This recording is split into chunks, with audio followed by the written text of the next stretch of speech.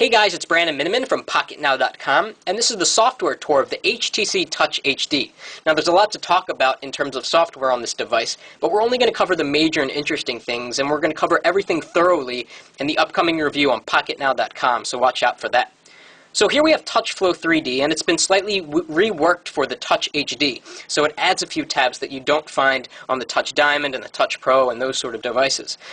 What's interesting is that if you tap one of the buttons along the bottom, one of the icons, you get a little bit of haptic feedback, just as you would if you touch one of the hardware buttons here on the Touch HD, which is great because it lets you know that you've actually pressed the button.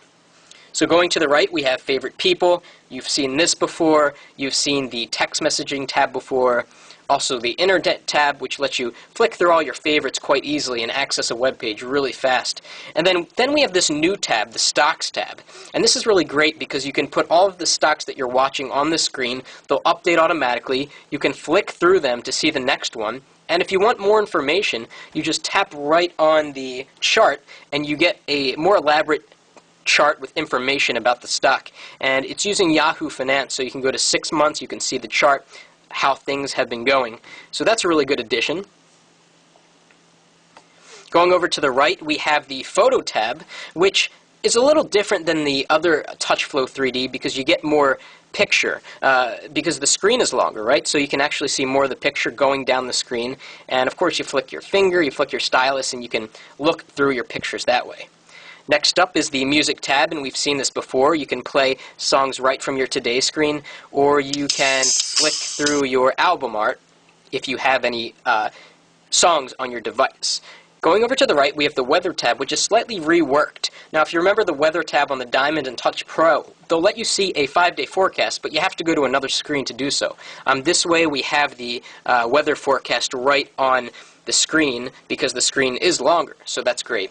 Okay, going over to the next tab, we have some settings, and in this version of TouchFlow 3D, you can customize the tabs. So you can uncheck the ones you don't want, and you can rearrange them by tapping and dragging like so.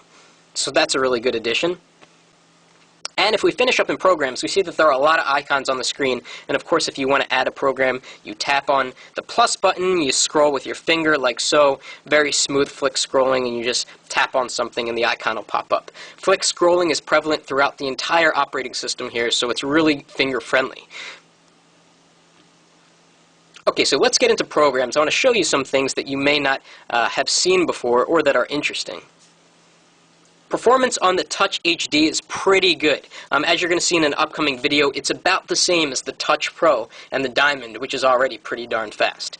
So here we are in programs. We have the usual HTC entries. We have Communication Manager. We have the camera, which we're going to talk about in the review. It's 5 megapixels, so probably takes some great shots.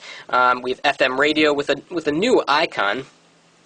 This device comes with Google Maps, which of course is free to everyone.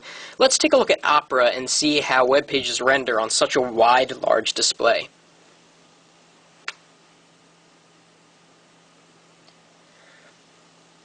Okay, so here we are. I'm going to go to CNN.com. It's a news... Actually, I'll go to CNET. It's closer. And let's see how long this takes. We're over a Wi-Fi connection right now.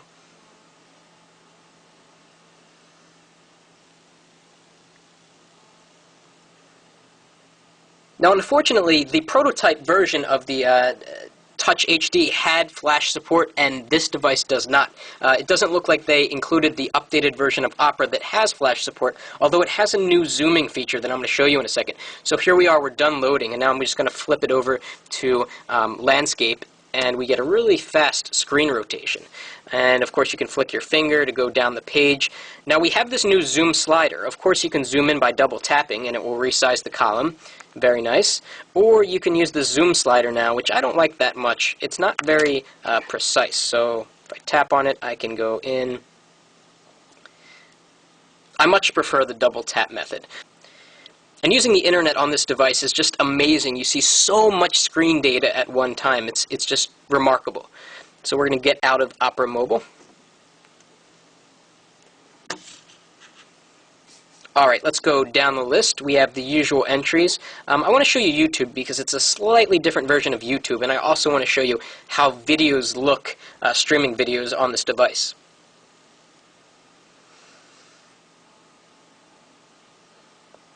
Okay, so what's new about this version of Opera, or YouTube I should say, is that there's now a program guide at the top. Previous versions didn't have this. They came on the Touch Pro and Touch Diamond, which lets you dial down by category in YouTube. So we can go to, let's go to Science and Technology. And we're going to filter by the top-rated video, and I'm going to play the first one I see, or the second one. So let's go to, actually, this one looks a little better. And we go to Landscape.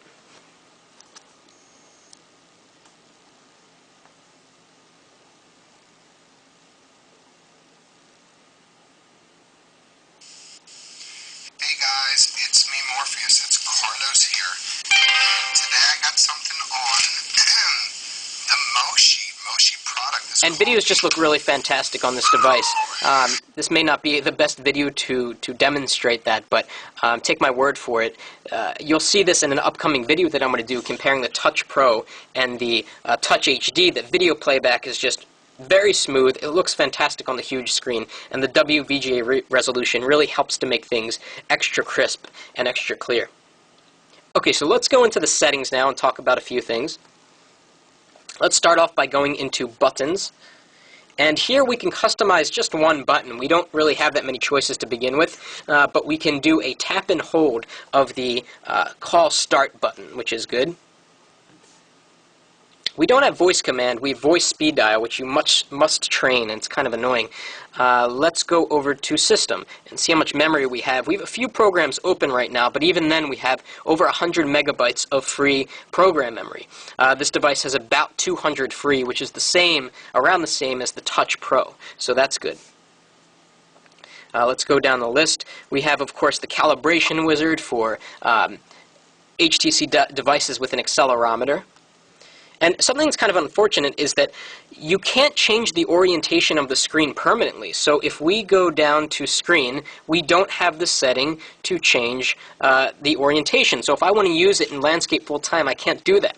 The only times when I can use Landscape is when you're looking at pictures, or you're on YouTube, or you're in Opera. So that's really unfortunate. And over in Connection, we have the usual things. Now I want to talk about entering data, entering text on the Touch HD, because obviously it doesn't have a keyboard, so how do you enter data? Well, it has all of the HTC keyboards that come on other devices, and they're really good keyboards. So here we have a few choices of keyboards. Let me show you them. We have the phone keypad, which is what you're seeing now, a compact QWERTY, which is like a SureType, and then a full QWERTY, which is obviously a full-on keyboard. So I'm going to show you this one, and this is kind of like a T9 pad that you would have on a numeric phone. So I'm going to just type, today is Saturday. And I have it switched to ABC, so it's not doing the T9. Let me turn that on. Okay, so let's try that. Today is Saturday. Today is Saturday. There it is. Pretty fast, right? You can change the word completion options and that sort of thing. Let's try another keyboard. Let's try the SureType. And I think the SureType keyboard would be best suited for long emails where you can use both thumbs, whereas the previous keyboard's good for if you're using it one-handed. So I'm going to type again, today is Saturday.